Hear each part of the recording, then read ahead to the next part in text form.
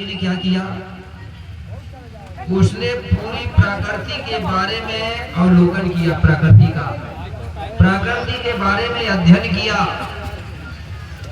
और प्रकृति के बारे में जाना और समझा। क्या जाना समझा कि प्रकृति में कितने प्रकार के रंग होते हैं, प्रकृति में कितने प्रकार के गंध सुगंध होते हैं, इसके बारे में वो पूरा अध्ययन करते रहा। वातावरण वस्तु जिन देखा और करते रहे मगन मन लेखा। इस प्रकार से वो प्रकृति के बारे में अध्ययन करते रहा, सर्च करते रहा, कितने प्रकार के पेड़ पौधे होते हैं, पृथ्वी में कितने धातु है, मतलब धातु तत्व सारी चीजों के बारे में वो अध्ययन करते रहा। धीरे धीरे आगे चल करके कोसुडू ने जाना कि प्रकृति में बोले जीवों का जन्म 4 प्रकार से होता है, ये भी उसने प्रकृति में जाना। अब वो 4 प्रकार कौन से, जिनको लोग कहते हैं अंडज पिंडज स्वेदज नाना और उदिभज नीरज जंतु बखाना। प्रकृति में जाना उसने कि प्रकृति में जीवों का जन्म 4 प्रकार से होता है, 4 मार्ग हैं जीवों का जन्म लेने का, जिनको क्या बोलते हैं हम, अंडाज, पिंडाज, उदिभज, स्वेदज बोलते हैं कि नहीं। अंडज, पिंडज, स्वेदज, उदिभज, ये 4 मार्ग है। 4 से कोई 5वां मार्ग नहीं है जीवों का जन्म लेने का। तो अंडज का मतलब क्या होता है, अंडज का मतलब होता है कि कुछ जीव जंतु जो है जो अंडे से जन्म लेती है कि नहीं लेती। चींटी है, मुर्गी है, ऐसे बहुत से जीव है जो अंडे से जन्म होते हैं, मछली है, ये अंडज मार्ग। तो एक कोसुडू ने जाना कि कुछ जीव बोले यहाँ अंडे से जन्म लेती है, उसको अंडज कहा गया। दूसरा नंबर है पिंडज। पिंडज का मतलब है कोसुडू ने देखा कि कुछ जीव यहाँ प्रकृति में कूक से जन्म लेती है कि नहीं, कूक से, जैसे जानवर है, गाय है, भैंस है, मानव है, ऐसे बहुत से जीव है जो कूक से जन्म लेते हैं। तो उसने कहा कि कुछ जीव जो है कूक से जन्म लेते हैं, इनको पिंडज कहा गया। ये दूसरा मार्ग। तीसरा मार्ग है स्वेदज। स्वेदज मतलब होता है मेरे भाई, उसने देखा कि कुछ जीव जो है वो पसीना से जन्म लेते हैं, गर्मी ऊष्मा से जन्म लेते हैं कि नहीं। कुछ जीव देखे होंगे आपने जो गर्मी या पसीना से जन्म लेते थे, जैसे हमारे सर में जब पसीना आता था तो जू पैदा होते थे, होते कि नहीं होते। तो ऐसे बहुत से जीव हैं जो पसीना से जन्म लेते हैं, जिसको स्वेदज कहा गया, तीसरा मार्ग। और चौथा मार्ग उसने जाना उदिभज। उदिभज का मतलब होता है उसने देखा कि कुछ जो जीव जंतु है वो कीचड़ से जन्म लेते हैं कि नहीं, कीचड़ से, कीचड़ हो जाए, पानी कीचड़ या कोई चीज सड़ जाए, गल जाए, भाई अपने आप कीटाणु पैदा हो जाते, होते कि नहीं होते। तो ये 4 मार्ग देखा प्रकृति में उसने कि जीवों का जन्म बोले 4 प्रकार से होता है। अब 4 के बाद में कोई 5वां मार्ग है क्या जीवों का जन्म लेने का। तो ये उसने जाना और समझा, पूरी प्रकृति के बारे में उसने समझ गया। इसलिए कहा गया है प्रकृति का अध्ययन कीन्हा और धातु तत्व सब चीन्हा।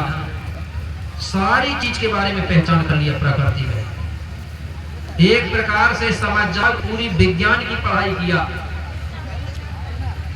इसी को लोगों ने कह दिए शंभू को। जब उसने अध्ययन किया, परिश्रम किया ना और प्रकृति के बारे में जाना, तो लोगों ने क्या कहा कि बाबा शंभू ने बोले बहुत अखंड साधना किया था। साधना या अखंड मतलब मेहनत परिश्रम करके प्राप्त किया था। इसने कहा क्या, अरे अखंड साधना शंभू ने कीन्हा, शंभू ने कीन्हा, अरे देव ज्ञान बड़ा देवे ने दीन्हा।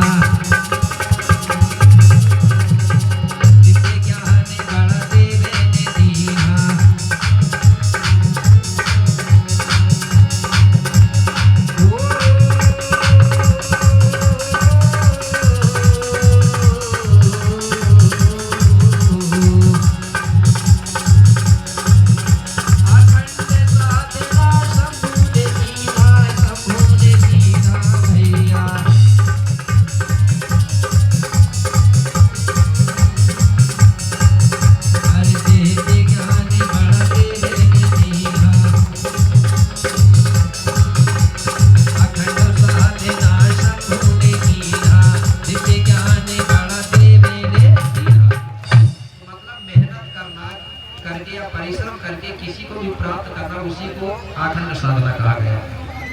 इस प्रकार से गोपाल बाबा ने शंभू बाबा ने प्रकृति का अध्ययन करके महान वैज्ञानिक हुआ। बाबा शंभू क्या हुआ? महान वैज्ञानिक हुआ।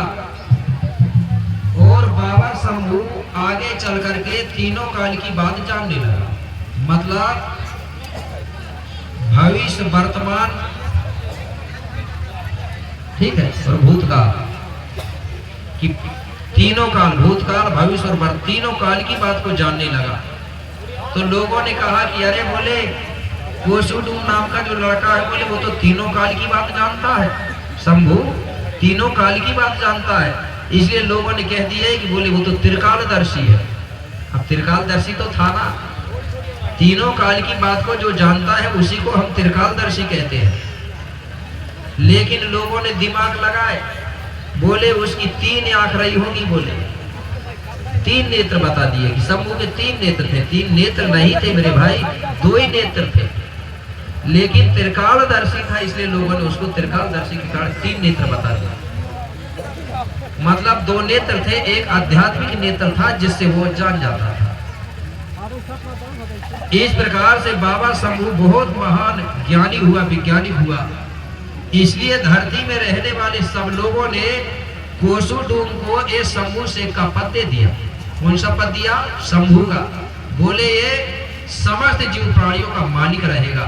तो सभी लोगों ने उसको अपना मालिक बनाया 5 खंड धरती का।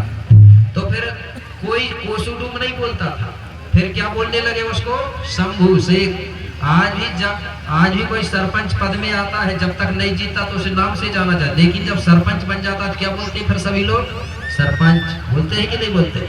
इसी प्रकार उसको बोलने लगे शंभू शेख। इस प्रकार से शंभू शेख मेरे भाई, शंभू शेख ने पदवी प्राप्त किया। अब आगे क्या हुआ? चलो, इसी बीच में हमारे सम्मानी सजहना टोला से है कुंती से हमारा भी जी, उनकी ओर से 100 रुपए की राशि प्राप्त हुई है, बहुत बहुत धन्यवाद।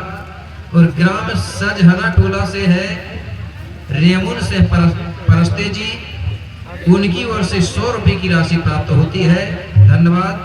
और ग्राम फिर सजहना टोला से है नंदलाल से परस्ते जी और सावित्री से परस्ते जी, जो आशा कार्यकर्ता है, उनकी ओर से भी 100 रुपए की राशि प्राप्त होती है, धन्यवाद। ग्राम सजहना टोला से है राम बहूर से परस्ते जी और इंद्रवती से परस्ते जी, उनकी ओर से 50 रुपया, बहुत बहुत धन्यवाद। इसके बाद ग्राम सजहना टोला से है रामलाल से मराबी और विनीता से मराबी जी, उनकी ओर से भी 50 रुपया, बहुत बहुत धन्यवाद। सभी के लिए जोरदार ताली बजा दे, सम्मान कर दे, बहुत बहुत धन्यवाद। आगे क्या हुआ? अब शंभू बाबा को जब शंभू का पद प्राप्त हुआ तो उनके जो माता पिता हैं जय जयंतोर और कुलितमला देवी बहुत खुश हुए। अब धीरे धीरे समय बीतते गया, आगे चल के हुआ क्या कि शंभू शेख आगे चलकर आज विवाह योग्य हो जाता है और तब शंभू के लिए कन्या का पता लगाया जाता है। अब बाबा शंभू बड़े हो गए, विवाह के लायक हो गए और राजा भी बन गए। तो उनके जो माता पिता है शंभू के लिए अब विवाह करने के लिए अब लड़की की पता कर रहे हैं, कन्या की, कि हमारे राजा शंभू के लिए अब कन्या ढूंढना पड़ेगा। तो ये ढूंढने लगे माता पिता, क्योंकि पहले के समय में जब हम अपने बेटा की विवाह करते थे तो उनके माता पिता ढूंढते थे बहू, ठीक। और आपके समय में कौन ढूंढ रहा है? माता पिता ढूंढ रहा है कि और कोई ढूंढ रहा है? कहीं कहीं देखा वो लड़का ही खुद ही ढूंढ रहा है, माता पिता को भी पता नहीं है। तो मेरे भाई इनको पता चला